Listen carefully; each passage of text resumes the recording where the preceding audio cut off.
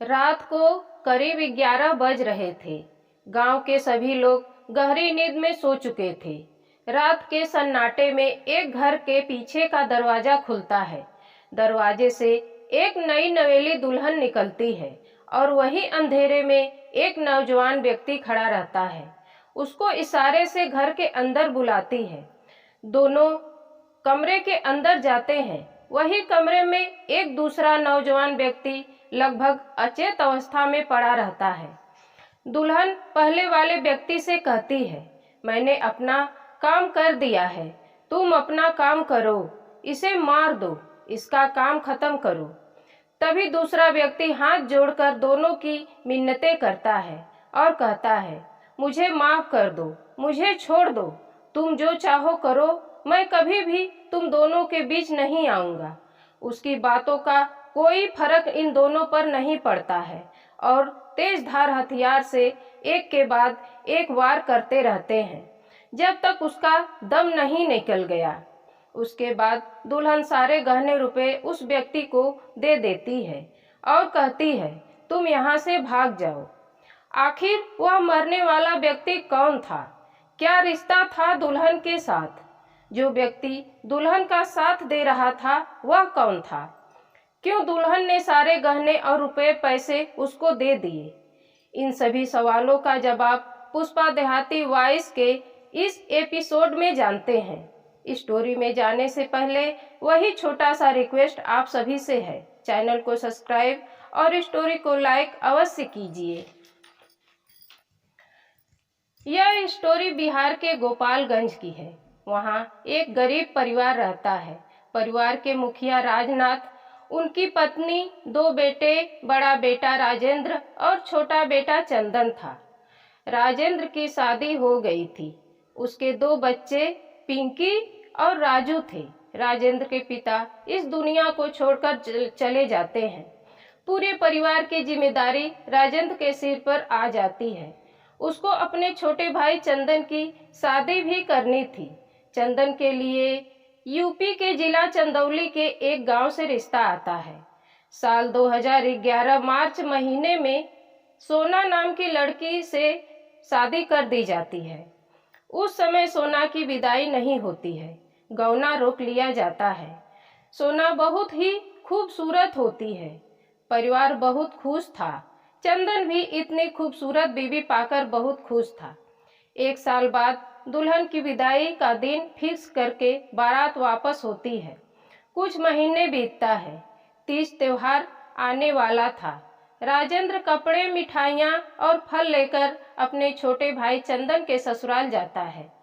वहां पहुंचने के बाद सोना के पिता रामलाल और पूरा परिवार राजेंद्र की खूब सेवा करते हैं।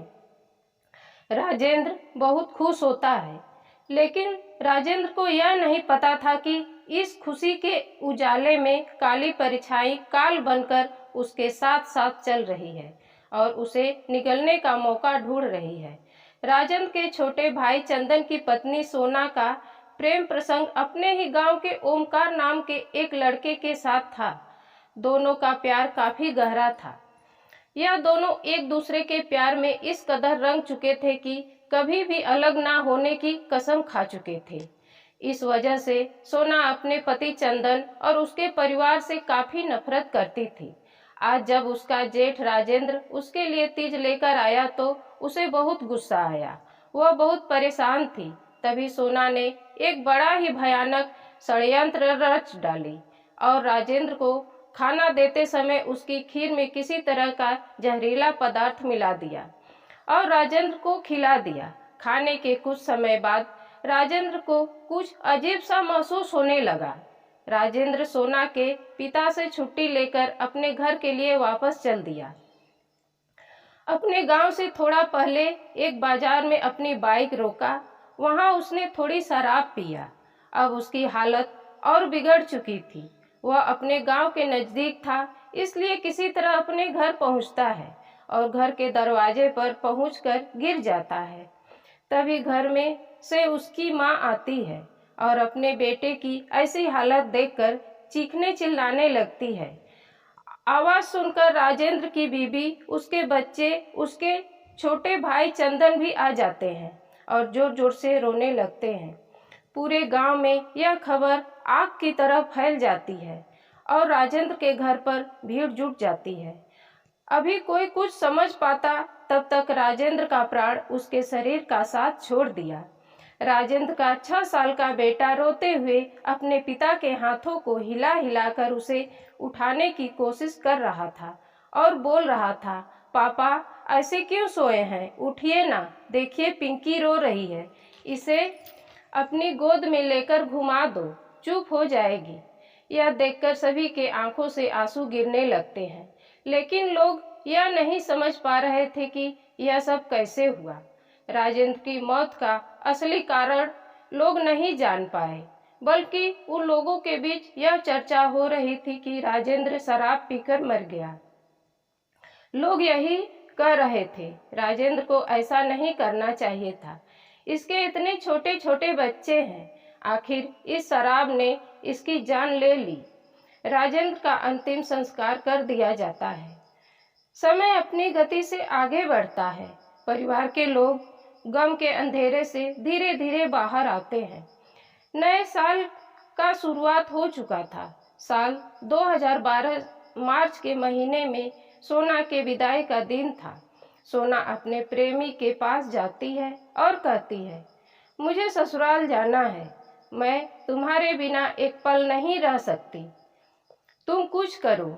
सोना की बात सुनकर ओमकार कहता है, रह तो मैं भी नहीं सकता तुम्हारे बिना, तुम जो कहो मैं वही करूँगा। सोना कहती है, मैंने कुछ सोचा है, मैं ससुराल जाऊंगी, लेकिन मेरे पीछे पीछे तुम भी चलोगे। उसके बाद सोना ओमकार के कानों में कुछ कहती है, फिर दोनों मुस्कुराने लगते हैं और एक दूसरे की बाहों में अपने आप को समा लेते हैं। उधर चंदन एक बार फिर बारात लेकर आता है अपनी पत्नी सोना को ले जाने के लिए। अच्छे से सभी लोगों का स्वागत होता है। उसके बाद सोना की विदाई हो जाती है। सोना दुल्हन बनी चंदन के साथ जब घर पहुंचती है तो घर की और गांव की महिलाएं उसका स्वागत करती हैं। सभी रस्में पूरी की जाती है। शाम होती है, शाम से रात होती है और सोना अपनी सुहाग सेज पर दुल्हन बनी बैठी थी। तभी चंदन कमरे में आता है और सोना के पास बैठकर सोना का घूंघट उठाता है और जेब से एक सोने की रिंग निकालकर सोना की उंगली में पहना देता है। सोना के चेहरे पर हल्की हल्की मुस्कुराहट थी। चंदन इतनी सुंदर बीबी पाकर बहुत प्रसन्न था। चंदन को क्या पता था, जिसको वह अपनी जान बना चुका है, वह सेज पर बैठी उसकी जान नहीं, वह एक जहरीली नागिन है जो उसको डसने के लिए तैयार बैठी है। इस भयानक अनहोनी से अनजान चंदन अपनी जीवन संगिनी के साथ प्यार भरी बातें कर रहा था।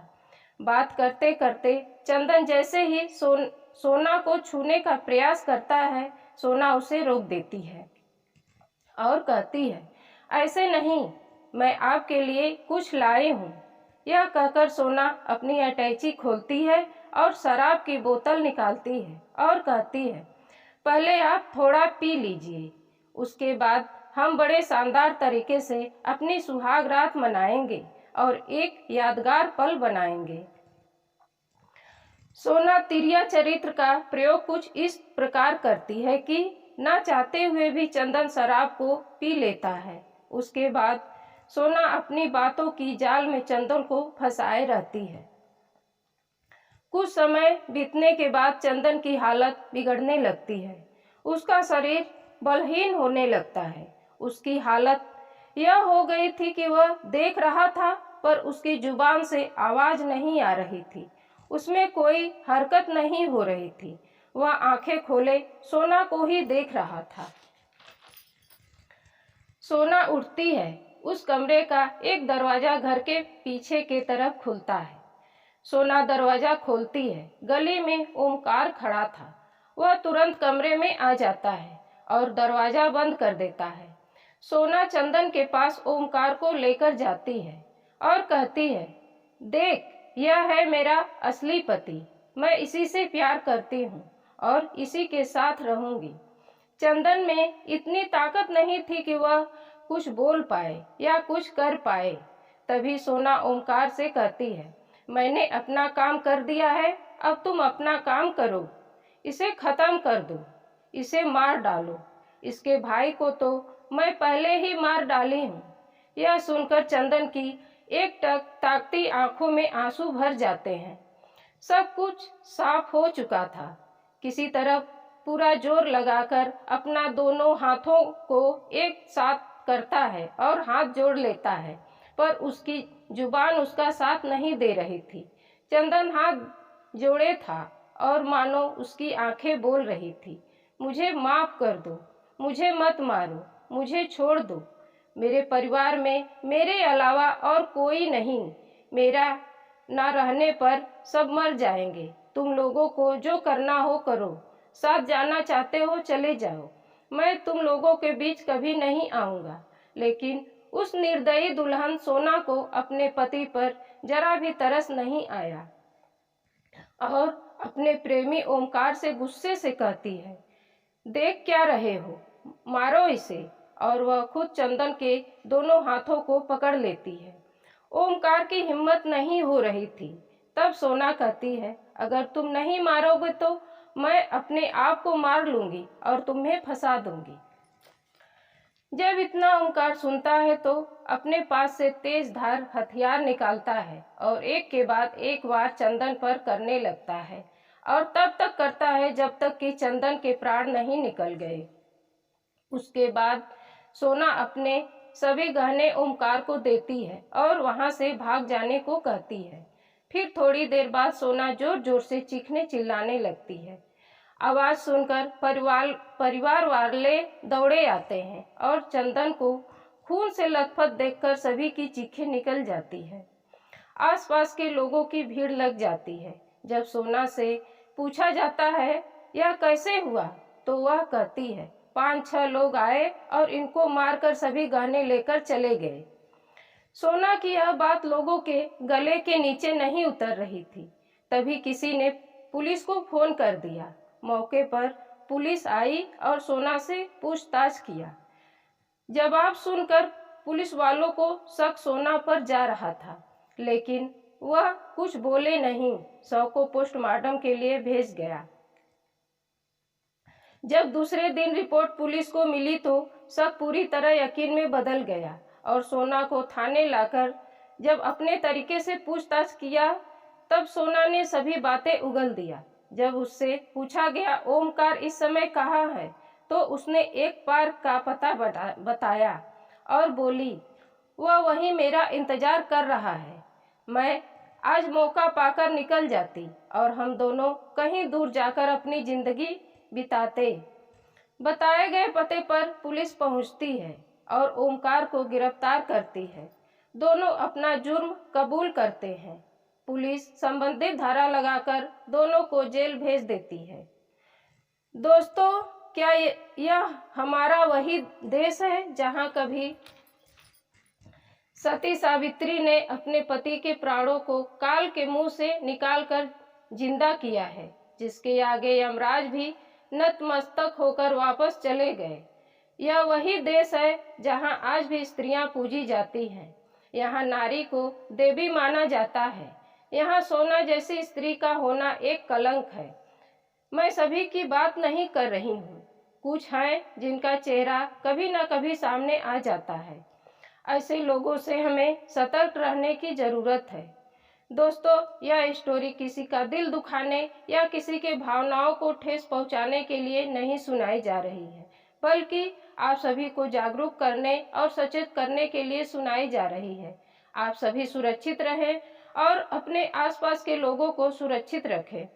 इस स्टोरी में सभी नाम और स्थान काल्पनिक है। इससे किसी का कोई संबंध नहीं है। अगर किसी से कोई समानता पाई जाती है तो सिर्फ एक संयोग होगा। स्वस्थ रहें, मस्त रहें। जय हिंद, वंदे मातरम।